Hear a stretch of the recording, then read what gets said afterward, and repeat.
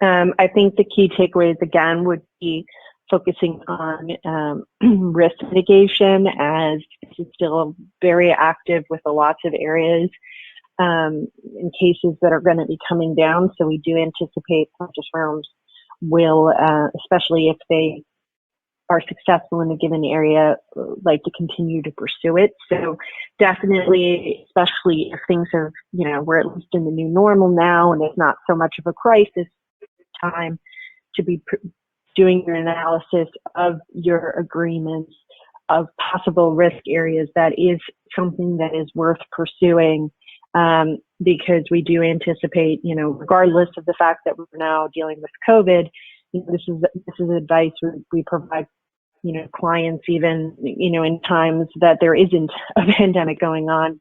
It's always a good idea to look over your agreements as laws change, as situations change, and see, is there a way that we can more clearly define things to narrow the scope of things, think about our business procedures and how we can maybe lessen risk going forward. And then as well, for those businesses and professionals that have business overseas, you really want to be thinking about the fact, because it's not just class action risk in the US or even North America anymore. Australia is very big. The UK has a very active practice, both of those spurred mostly by litigation funders. And even I think Scotland just created a procedure for class actions. There's some other countries that have,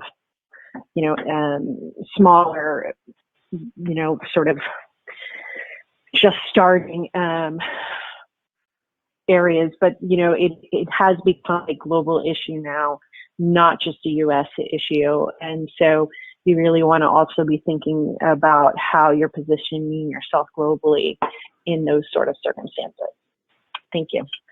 Thank you so much. And Paul, a couple of your key takeaways as well, just before we wrap things up this afternoon.